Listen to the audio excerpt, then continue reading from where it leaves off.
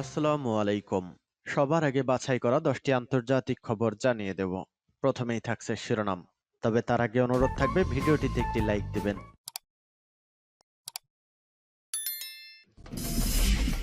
জানিয়ে দিব এই মুহূর্তে পাওয়া সর্বশেষ আপডেট আন্তর্জাতিক সংবাদ। ইউক্রেনের বিরুদ্ধে পুতিনের গুরুতর অভিযোগ।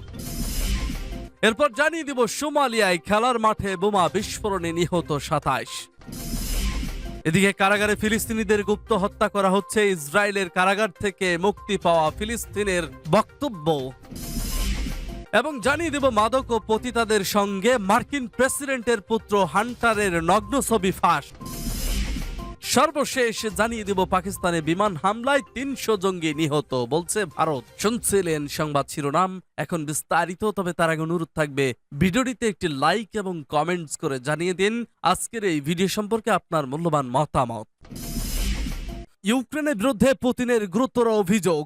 ইউক্রেনের সেনাদের আক্রমণ নিয়ে ফের মন্তব্য করেছেন রাশিয়ার প্রেসিডেন্ট ভ্লাদিমির পুতিন। তিনি দাবি করেছেন ইউক্রেনীয় সেনারা বেসামরিক স্থাপনার উপর হামলা করছে। রাশিয়ার বার্তা সংস্থা টাস নিউজ সোমবার এক প্রতিবেদনে জানিয়েছে, প্রেসিডেন্ট পুতিন বলেছেন, সত্যি বলতে কোনো শত্রুরা আবাসিক এলাকায় হামলা করছে, কোনো যুক্তি নেই। কিসের জন্য, কেন, এর কারণ কি, এবং অবশ্যই মানবিকতার উপর হামলা, এটি অভূতপূর্ব। এর অবশ্যই কোনো সামরিক কোনো কারণ নেই, এটি শূন্য। পুতিন ইউক্রেনের বিরুদ্ধে বেসামরিকদের উপর হামলার কথা বললেও জাতিসংঘের তথ্য বলছে ২০২৩ সালের মে পর্যন্ত ইউক্রেনের নিয়ন্ত্রণাধীন অঞ্চলগুলোতে রাশিয়ার হামলায় ১৮,৮০২ জন হতাহত হয়েছেন। এর মধ্যে নিহত হয়েছেন ৬,৭৫৪ জন। তবে ইউক্রেনও কয়েকবার রাশিয়ার সীমান্তবর্তী এলাকাগুলোয় ক্রস বর্ডার গোলাবর্ষণ করেছে, যার মধ্যে রয়েছে ক্রুরস্ক এবং বেলগোরদ অঞ্চল। তাদের বিরুদ্ধে অভিযোগ রয়েছে রাশিয়ার সীমান্ত পার হয়ে ড্রোন হামলা চালিয়েছে তারা। এর আগে গত ৯ জুন পুতিন জানান ইউক্রেনের সেনারা পাল্টা আক্রমণ চালানো শুরু করেছে, তবে তাদের প্রতিহত করছে রুশ সেনারা। তিনি দাবি করেন রুশ সেনাদের প্রতিরোধ ভাঙতে গিয়ে ইউক্রেনীয় বাহিনী ব্যাপক ক্ষয়ক্ষতির শিকার হয়েছে। এ ব্যাপারে সচিত এক অনুষ্ঠানে পুতিন বলেছেন, আমরা পরিষ্কারভাবে বলতে পারি পাল্টা আক্রমণ শুরু হয়ে গেছে। ইউক্রেনের গুরুত্বপূর্ণ রিজার্ভ বাহিনীকে ব্যবহারের মাধ্যমে ইঙ্গিত পাওয়া গেছে। তিনি আরো বলেছিলেন, কিন্তু ইউক্রেনীয় সেনারা একদিক দিয়েও তাদের লক্ষ্য অর্জন করতে পারেনি। আমরা দেখতে পাচ্ছি ইউক্রেনীয় বাহিনী ব্যাপক ক্ষয়ক্ষতির শিকার হচ্ছে। রুশ প্রেসিডেন্ট আরো বলেছিলেন, আমরা জানি হামলাকারীরা একজনের বিপরীতে ৩ জন প্রাণ হারায়। এটি যুদ্ধের একটি পুরনো রীতি, কিন্তু এই ক্ষেত্রে তাদের ক্ষয়ক্ষতির পরিমাণ পুরনো রীতিকেও ছাড়িয়ে গেছে। সূত্র দ্য গার্ডিয়ান। সোমালিয়ায় খেলার মাঠে বোমা বিস্ফোরণে নিহত ২৭। সোমালিয়ার দক্ষিণের শহর কেরবিওলিওতে খেলার মাঠের পাশে পড়ে থাকা বোমা বিস্ফোরণে ২৭ জন নিহত হয়েছেন। এ ঘটনায় আহত হয়েছেন অন্তত ৫৩ জন। শুক্রবার সোমালি নিউজ এজেন্সি এ খবর জানিয়েছে। এর আগে স্থানীয় প্রশাসনের বরাতে চীনা গণমাধ্যম সিনহুয়া জানায়, নিহতদের অন্তত ২৫ জনের বয়স ১০ থেকে ১৫ বছরের মধ্যে। এ ঘটনায় তদন্ত চলছে। স্থানীয় এক বাসিন্দা এএফপিকে জানান, বিস্ফোরণটি শিশুদের একটি খেলার মাঠের কাছেই ঘটেছে। হতাহতের বেশিরভাগই শিশু। খেলতে খেলতে কোনো একজন ভুলে বোমার ট্রিগার চাপলে ভয়াবহ বিস্ফোরণ ঘটে। নিহতদের বেশিরভাগ ঘটনাস্থলেই প্রাণ হারায়। সোমালিয়ায় ২০০৪ সাল থেকে জঙ্গিবাদী আল শাবাব গোষ্ঠী মাথাচাড়া দিয়ে উঠতে শুরু করে। ২০০৮ সালে নাগাদ তারা আত্মঘাতী হামলা ও গাড়ি বোমা হামলা চালানো শুরু করে দেয়। একসময় দেশের বড় একটা অংশ জুড়ে ছড়িয়ে পড়ে আল শাবাব, কিন্তু ২০১১ সালে সরকার তাদের নিরাপত্তা বাহিনীর সাহায্যে রাজধানী মোগাদিসু থেকে হটাতে সক্ষম হয়। এরপর সরাসরি আক্রমণ থেকে সরে এসে চোরাগুপ্ত হামলা চালাতে থাকে এই গোষ্ঠী। ২০১২ সালে সন্ত্রাসী সংগঠনটির নেতাদের একজন আল কায়েদার সঙ্গে যোগ দেওয়ার ঘোষণা দেন। আল শাবাবের সদস্য সংখ্যা ১০,০০০-এর কাছাকাছি।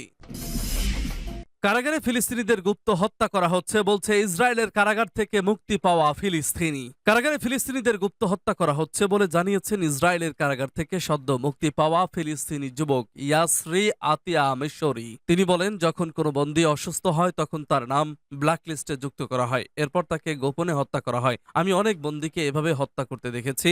রোববার কাতার ভিত্তিক সংবাদ মাধ্যম আল জাজিরা মুবাশশিরকে দেওয়া এক সাক্ষাৎকারে তিনি এমন তথ্য জানিয়েছেন। ইয়াসরি আতিয়া বলেন, বন্দী থাকাকালে আমি একবার ক্যান্সারে আক্রান্ত হই। কর্তৃপক্ষ বিষয়টি জানতে পারে, তবুও তারা আমাকে প্রয়োজনীয় চিকিৎসা সেবা দিতে রাজি হয়নি, বরং আমাকে এমন এক নিভৃত স্থানে রেখেছে সেখান থেকে আমি সূর্যের আলো পর্যন্ত দেখতে পেতাম না। এ সময় তারা আমাকে একদম নিম্নমানের খাবার দিত, পানি চাইলে এমন পানি দিত যা থেকে খুব দুর্গন্ধ ছড়াতো। ইয়াসরি ২০০৩ সালে বন্দী হন। এরপর থেকে তিনি দীর্ঘ ২০ বছর ইসরায়েলের কারাগারে বন্দী ছিলেন। সদ্য মুক্তি পান তিনি। সূত্র আল জাজিরা মুবাশশির।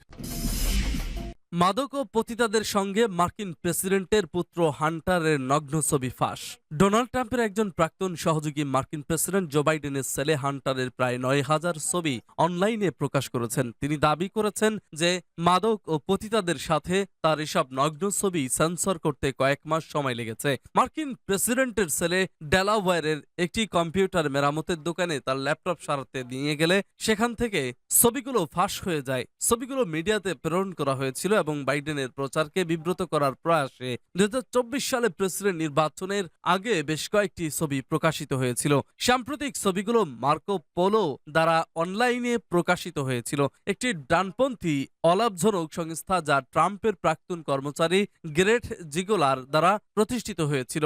সেখানে হান্টার বাইডেনকে নগ্ন দৃশ্যত মাদক গ্রহণ করতে এবং যৌনকর্মীদের সাথে দেখা যায়। ছবিগুলো 2008 থেকে 2019 সালের মধ্যে তোলা হয়েছে। পারিবারিক ছবি ছাড়াও অন্যান্য ছবিগুলো হাওয়াই, কসোভো, চীন, লন্ডন এবং প্যারিস সহ বিভিন্ন স্থানে তোলা হয়েছে। সূত্র দ্য টেলিগ্রাফ।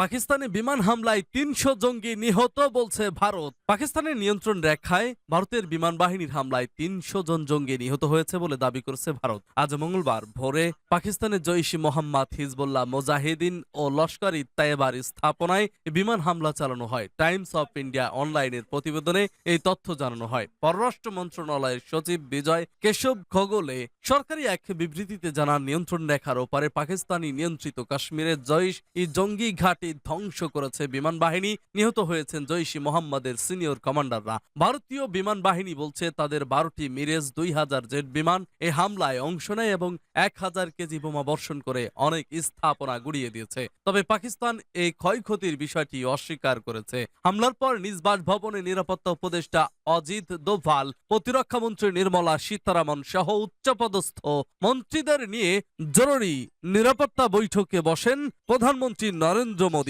প্রধানমন্ত্রীর ওই বৈঠকের পর বিজয় কেশব খোগলে বিবৃতি দেন বলে আনন্দবাজার অনলাইনে এক প্রতিবেদনে বলা হয়।